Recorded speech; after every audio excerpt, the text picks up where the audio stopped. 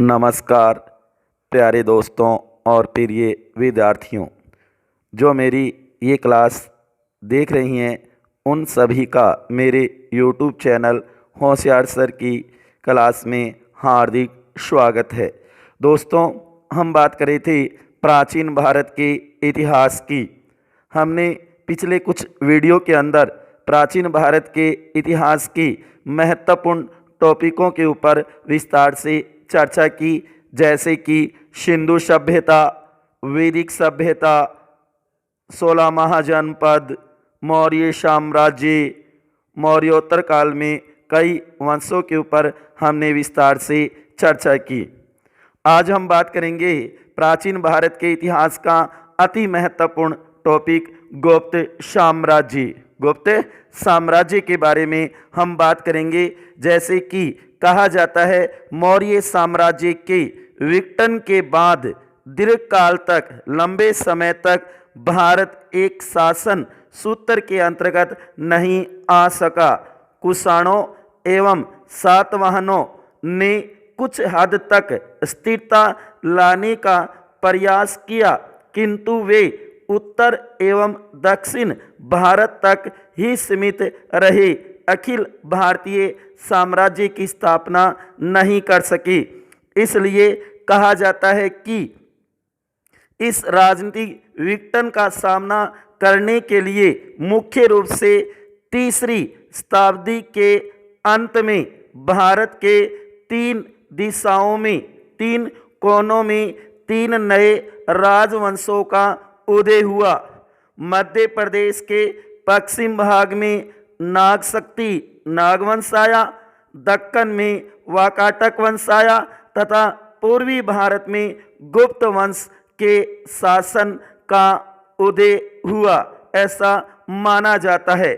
जैसे कि दोस्तों, कहा जाता है कि कुषाण वंश के बाद 275 ईस्वी, यहाँ ईसा पूर्व नहीं है, ईस्वी है दोस्तों, 275 ईस्वी में गुप्त वंश अस्तित्व में आया। गुप्त वंश अस्तित्व में आया। इस वंश का संस्थापक, ये अति महत्वपूर्ण क्वेश्चन बनता है कि गुप्त वंश का संस्थापक कौन था। तो मेरे प्यारे विद्यार्थियों, याद रखना, श्री गुप्त था। कौन था? श्री गुप्त। गुप्त वंश का संस्थापक माना जाता है। जैसे कि अभिलेखीय साक्ष्यों के आधार पर, जैसे कि गुप्त वंश के कुछ अभिलेख साक्ष्य हमें प्राप्त हुए हैं, जिसमें प्रमुख है समुद्रगुप्त का प्रयाग प्रस्तुति अभिलेख, कुमारगुप्त का विलसड स्तंभ लेख और स्कंदगुप्त का भीतरी स्तंभ लेख। ये अभिलेखीय साक्ष्य हैं जिनके आधार पर गुप्तों के आदि पुरुष का नाम श्री गुप्त था, ऐसा माना जाता है। कहा जाता है कि वही संस्थापक, वही उनका आदि पुरुष था।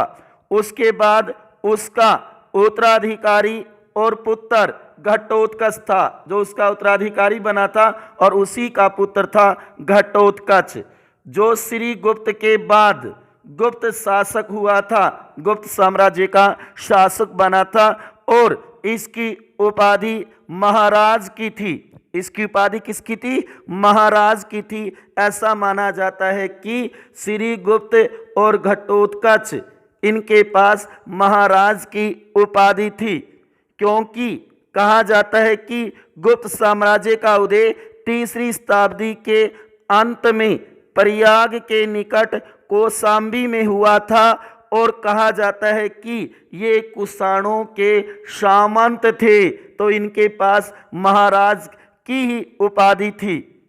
घटोत्कच के बाद उसका पुत्र चंद्रगुप्त प्रथम गुप्त वंश का शासक हुआ, गुप्त वंश का शासक हुआ था, और इसने महाराजाधिराज की पदवी या उपाधि धारण की थी। किसने? चंद्रगुप्त प्रथम ने महाराजाधिराज की उपाधि या पदवी धारण की थी। इसे गुप्त वंश का वास्तविक संस्थापक माना जाता है। केवल संस्थापक पूछे तो मेरे प्यारे विद्यार्थियों श्री गुप्त उत्तर आएगा। और अगर वास्तविक संस्थापक पूछे तो उत्तर बनेगा चंद्रगुप्त प्रथम, जो कि कहा जाता है इसका प्रथम प्रतापी शासक यही था, जो कि आगे हम विस्तार से इसके बारे में पढ़ेंगे। गुप्त वंश के प्रमुख शासक कौन कौन हुए थे? याद रखना, श्रीगुप्त, घटोत्कच, चंद्रगुप्त प्रथम, सामुद्रगुप्त, चंद्रगुप्त द्वितीय, विक्रमादित्य, कुमारगुप्त, महेंद्रादित्य, स्कंदगुप्त, भानुगुप्त, विष्णुगुप्त आदि इसके प्रमुख शासक माने जाते हैं। जबकि इसमें अति महत्वपूर्ण होंगे चंद्रगुप्त प्रथम, सामुद्रगुप्त और चंद्रगुप्त द्वितीय, विक्रमादित्य। ये तीन अति महत्वपूर्ण है जो हमें विस्तार से पढ़ना है। जैसे कि मौर्य साम्राज्य में हमने देखा चंद्रगुप्त मौर्य, बिंदुसार और महान सम्राट अशोक, तीन ही महान शासक थे, योग्य शासक थे, महत्वपूर्ण शासक थे। उसी प्रकार कहा जाता है कि गुप्त साम्राज्य में भी इन तीन का ही महत्वपूर्ण स्थान रहा है। चंद्रगुप्त प्रथम, सामुद्रगुप्त, चंद्रगुप्त द्वितीय, विक्रमादित्य जिसने उपाधि धारण की थी। इनके बारे में हम अगले वीडियो में विस्तार से देखेंगे।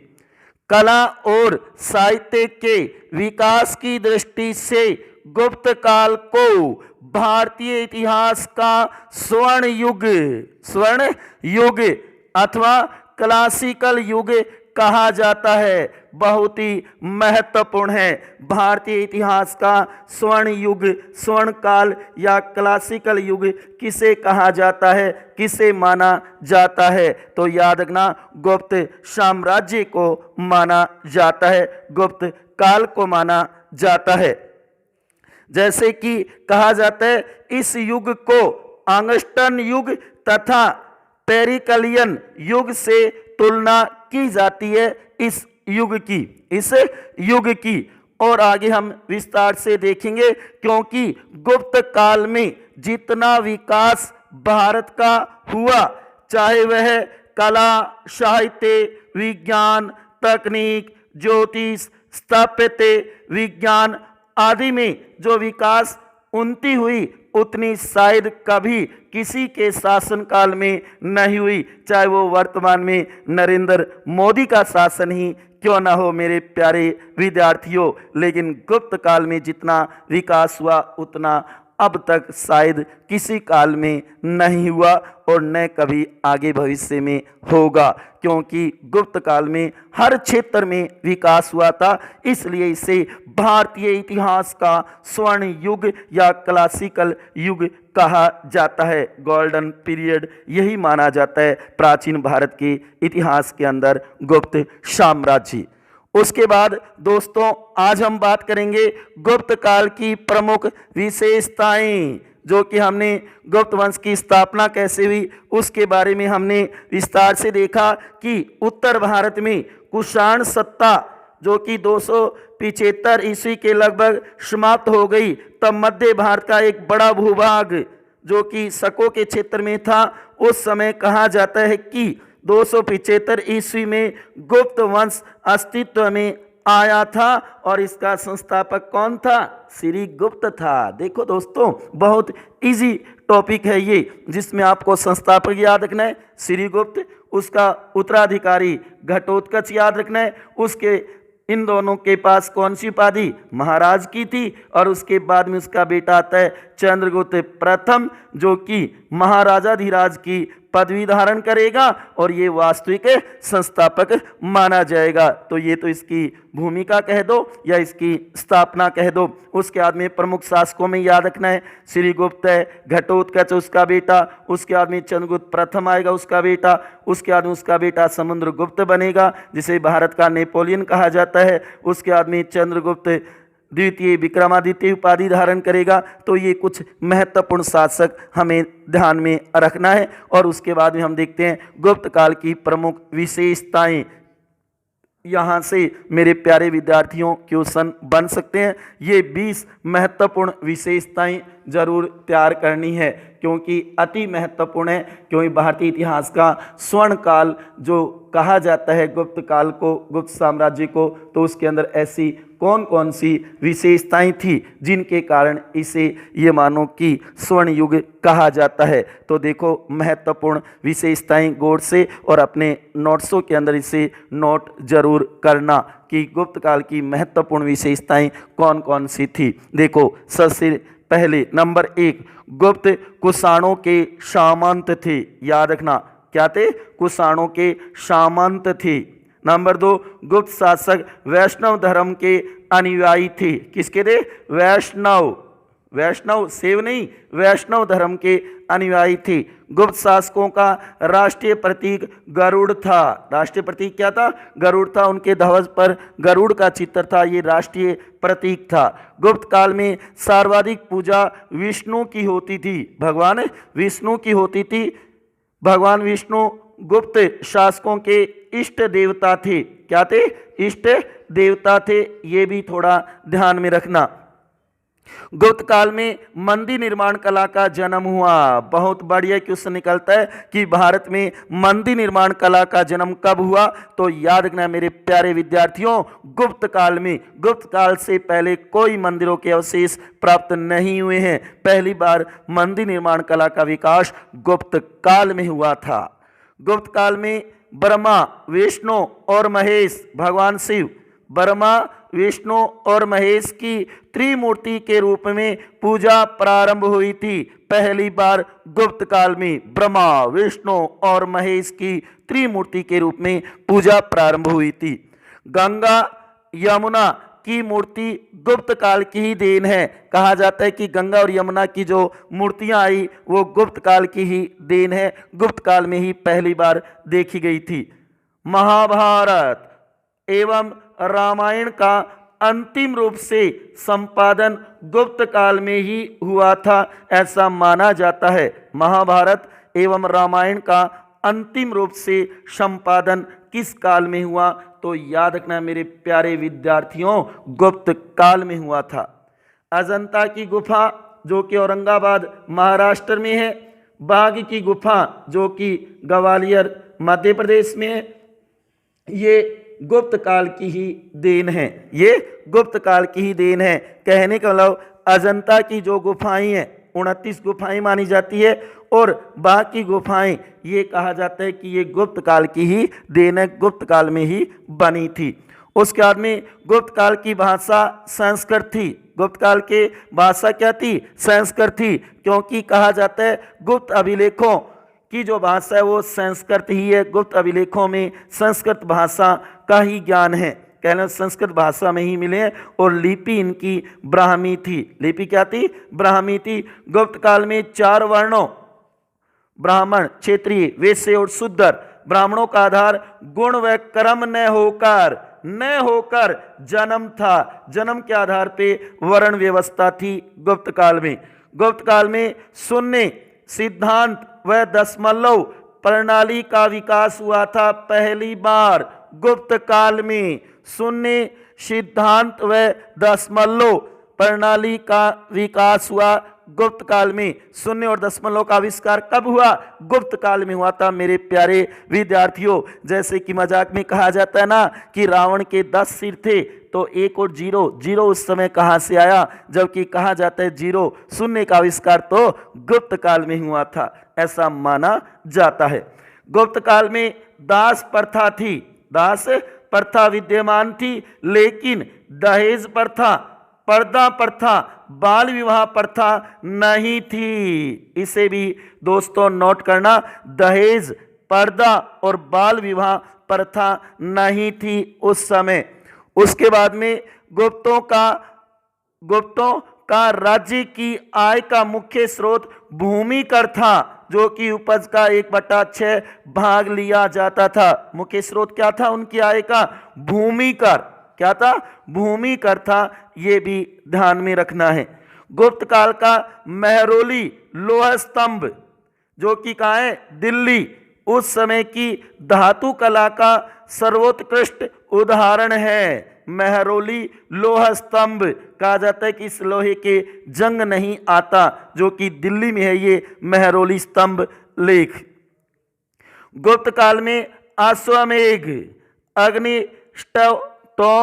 अग्निशटोम, वाजपेयी, राष्ट्रीय आदि यज्ञ किए थे। गुप्त काल में गुप्त शासकों ने यज्ञ प्रणाली भी थी, उस समय यज्ञ की प्रथा भी थी। गुप्त काल की सबसे बड़ी विशेषता ब्राह्मण धर्म और हिंदू धर्म का पुनरुत्थान था, क्योंकि देखा जाता है मौर्य काल में जो कि बौद्ध धर्म का प्रचार प्रसार ज़्यादा हुआ था, उस समय ब्राह्मण या हिंदू धर्म है उसका पतन हो रहा था। उसका पुनरुत्थान किस काल में हुआ? गुप्त काल में हुआ था, ब्राह्मण धर्म और हिंदू धर्म का पुनरुत्थान।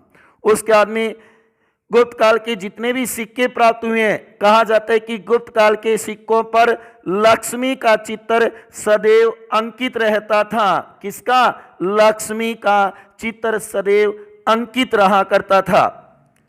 भड़ोच जो कि गुजरात हम कह सकते हैं पश्चिम दिशा में, और ताम्रलिप्ति जो कि बंगाल पूर्वी दिशा में, इनके प्रमुख बंदरगाह थे।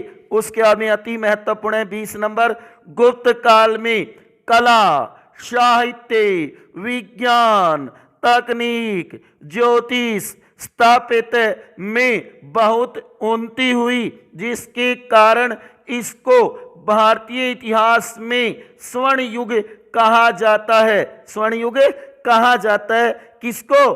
गुप्त काल को, गुप्त साम्राज्य को।